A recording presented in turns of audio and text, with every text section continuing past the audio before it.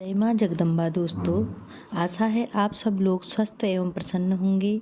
दोस्तों, आज मैं आपको घर के मुख्य द्वार पर जल छिड़कने के नियमों को बताने जा रही हूँ तथा मंदिर में जो प्रतिदिन हम जल रखते हैं उस जल का क्या उपयोग करें इस बारे में बताने जा रही हूँ। तो आशा है आप सबको यह जानकारी मेरी अच्छी लगेगी। दोस्तों, जब भी हम घर के मुख्य द्वार पर जल छिड़कना चाहते हैं तब हमारे मन में कुछ सवाल आते हैं, जैसे स्नान करने से पहले जल छिड़कें या स्नान के बाद जल छिड़कें। घर के मुख्य द्वार पर जल छिड़कने का सही समय और विधि क्या है? झाड़ू लगाने से पहले जल छिड़कें या झाड़ू लगाने के बाद में जल छिड़कें? क्या पीरियड्स में महिलाएं जल छिड़क सकती हैं या दीपदान कर सकती हैं या नहीं कर सकती हैं? मंदिर में जो प्रतिदिन 1 लोटा हम जल रखते हैं उस जल का क्या उपयोग करें? किराए में रहने वाले लोग या फ्लैट में रहने वाले लोग जल का छिड़काव कहाँ करें? दोस्तों, हमारे मन में ऐसे कई सवाल आते हैं जिनका हम कभी-कभी उत्तर खोजना चाहते हैं परंतु हमें नहीं मिल पाते हैं। मैं आपके इन सभी सवालों का उत्तर देने का यहाँ पर प्रयास करूँगी। आपको अगर मेरी यह वीडियो पसंद आती है तो प्लीज़ लाइक, शेयर और सब्सक्राइब करना ना भूलें। आइए दोस्तों, सबसे पहले जानते हैं मुख्य द्वार पर जल छिड़कने का सही समय और सही विधि क्या है। दोस्तों, जैसा कि आप सबको पता ही होगा, मुख्य द्वार पर जल छिड़कना बहुत ही शुभ संकेतों में से एक माना जाता है। हमारे शास्त्रों में बताया गया है, जो भी व्यक्ति नित्य प्रतिदिन मुख्य द्वार को सींचता है, सर्वप्रथम सुबह उठते ही मुख्य द्वार को सींचता है, उसके घर में सुख समृद्धि अवश्य ही आती है। अगर आप भी मुख्य द्वार पर जल छिड़कते हैं तो आपको ध्यान रखना है, आप रात को सोने से पहले एक पात्र तांबा, पीतल, स्टील किसी का भी हो सकता है, उस पात्र में या लोटा जो भी हो आपके पास, शुद्ध जल में गंगा जल डालकर भर दें। अगर आपके पास गंगा जल ना हो तो शुद्ध जल से ही भर दें और उस पात्र को अपने घर की रसोई में रख दें। अगले दिन सुबह इस जल का छिड़काव अपने मुख्य द्वार पर करें। दोस्तों, अब आप जान गए होंगे कि सही समय और सही विधि क्या है। आपने एक पात्र लेना है, उसमें आपने रात को शुद्ध जल भरकर, आप उसमें थोड़ा गंगा जल भी डाल सकते हैं, गंगा जल डालकर रसोई में रख देना है और सुबह सबसे पहले आपने मुख्य द्वार पर इस जल का छिड़काव करना है। दोस्तों, हमारा अगला प्रश्न है, स्नान से पहले जल छिड़कें या स्नान के बाद जल छिड़कें? मुख्य द्वार पर जो सुबह सबसे पहले जल छिड़का जाता है वह एक उपाय के तौर पर किया जाता है। अगर आप किसी भी समस्या, चाहे मानसिक हो या आर्थिक, किसी भी समस्या से गुजर रहे हैं या कोई भी परेशानी हो, इन सब समस्याओं के समाधान के लिए ही रसोई में जल रखा जाता है और अगले दिन प्रातःकाल मुख्य दरवाजे पर इस जल को छिड़का जाता है। इस उपाय को करने से व्यक्ति की सभी परेशानियां, जैसे गृह क्लेश, आर्थिक समस्या, मानसिक समस्या जैसी सभी परेशानियों से मुक्ति मिलती है। दोस्तों, कई बार वास्तु दोष, पितृ दोष, ग्रह दोष भी मनुष्य को परेशान करते हैं। इस उपाय से सभी परेशानियों से छुटकारा मिलता है। यह घर की सभी परेशानियों से मुक्ति पाने का रामबाण उपाय है। तो आप रात को 1 लोटा शुद्ध जल रसोई में रखें और प्रातःकाल जल्दी उठकर इस जल का छिड़काव अपने घर के मुख्य द्वार पर करें। जल का छिड़काव सूर्योदय से पहले करें। आप चाहें तो बाद में दोबारा भी अपने घर को साफ कर सकते हैं। मतलब जब आप अपनी दहलीज पर जल का छिड़काव कर रहे हैं तो आप सुबह सूर्योदय से पहले, सर उठने के बाद सबसे पहले आपने जल का छिड़काव करना है। उसके बाद आप बाद में दोबारा से भी आप घर को साफ कर सकते हैं, अपनी दहलीज की वहाँ पर सफाई कर सकते हैं। दोस्तों, अब आपका अगला प्रश्न था, क्या स्नान करके जल का छिड़काव करें या बिना स्नान किए हुए जल का छिड़काव करें? तो मैं आपको बता दूं, यह एक उपाय है। यह स्नान करने से पहले किया जाता है। सुबह सबसे पहले उठकर अपने घर की रसोई में जाइए और मुख्य द्वार खोलकर इस जल का छिड़काव करें। छिड़काव करते समय अपने पितरों का ध्यान करें, माँ लक्ष्मी का ध्यान करें, क्योंकि कहा जाता है सुबह सुबह माँ लक्ष्मी प्रत्येक द्वार पर आती हैं। अगर किसी के घर के द्वार सुबह सूर्योदय से पहले खुले होते हैं और जल का छिड़काव मुख्य द्वार पर हुआ होता है तो माँ लक्ष्मी उस घर में प्रवेश कर जाती हैं। और उसके बाद आप ध्यान करें और कहें, हे माँ लक्ष्मी, आप मेरे घर में प्रवेश करें, मैं आपका स्वागत करने को तैयार हूँ। उसके बाद अपने पितरों का ध्यान करें, क्योंकि कहा जाता है हमारे घर की दहलीज पर पितरों का वास होता है। जब आप दहलीज पर जल छिड़कते हैं तो आपके पितर बहुत प्रसन्न हो जाते हैं, उनका आशीर्वाद भी आपको प्राप्त हो जाता है। अतः आप सुबह बिना स्नान किए भी दहलीज पर जल छिड़क सकते हैं। दोस्तों, अब हमारा अगला प्रश्न है, झाड़ू लगाने से पहले जल का छिड़काव करें या झाड़ू लगाने के बाद में जल का छिड़काव करें?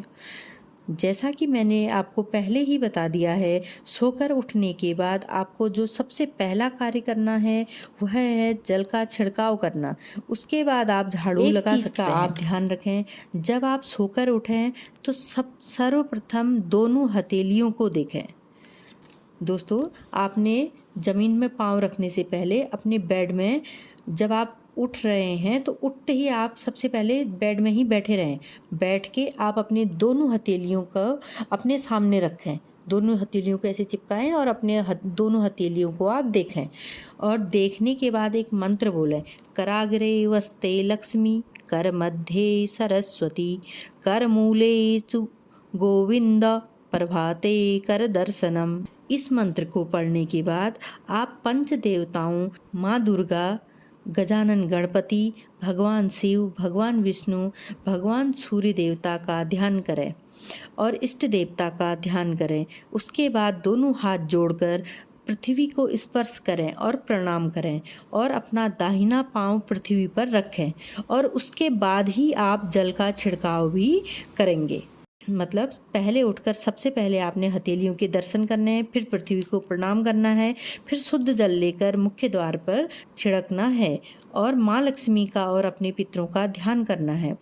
उसके बाद आप नित्य प्रतिदिन वाले कार्य प्रारंभ करें, जैसे झाड़ू, स्नान, भोजन आदि। कई लोगों के मन में विचार आता है कि जल का छिड़काव करते समय ही झाड़ू लगाकर अच्छे से सफाई कर लें और पानी से अच्छे से धो लें। दोस्तों, मैं आपको बताना चाहती हूँ कि हाँ, आप जल का छिड़काव करते समय वहाँ पर सफाई कर सकते हैं, परंतु दोस्तों आप सर्वप्रथम जल का छिड़काव करेंगे। सबसे पहले आपने जल का छिड़काव करना है, उसके बाद आप वहाँ पर जो आपकी दहलीज है वहाँ पर पानी डालकर झाड़ू से सफाई करना है। आप उसके बाद कर सकते हैं, चाहे आप उसी समय करें या बाद में अपने नित्य के कामों को करते हुए उस अनुसार से करें, लेकिन आप उसके बाद वहाँ पर पानी डालें और सफाई कर सकते हैं। दोस्तों, कई बार जो लोग फ्लैट में रहते हैं या किराए में रहते हैं, उनके मन में विचार आता है कि हम जल का छिड़काव कहाँ पर करें, हम किसको अपना मुख्य द्वार मानें। तो ऐसे में आपका जो फ्लैट है या जो आपका किराए का कमरा है, उसका जो मुख्य द्वार है, जहाँ पर आप रह रहे हैं, उस घर में जो जब आप प्रवेश करते हैं अपने घर में, वह जो आपका प्रवेश का द्वार है, उस जगह पर आप पानी का छिड़काव करें और दीपदान करें। ऐसे में मुख्य द्वार से जुड़े हुए जो आपके सभी उपाय होते हैं, वह अपने घर के प्रवेश द्वार पर ही करें। दोस्तों, हमारा अगला प्रश्न है, अगर महिलाओं के पीरियड्स हो गए हों तो क्या जल का छिड़काव कर सकते हैं और दीपदान कर सकते हैं? जी हाँ, आप जल का छिड़काव पीरियड्स में कर सकती हैं, परंतु दीपदान कार्मिक पूजा के अंतर्गत आता है, तो आप दीपदान पीरियड्स में नहीं कर सकती हैं। दोस्तों, हमारा अगला प्रश्न है, मंदिर में जो हम जल रखते हैं तो क्या वह जल रखना जरूरी है, और अगर जरूरी है तो फिर उस जल का क्या करें?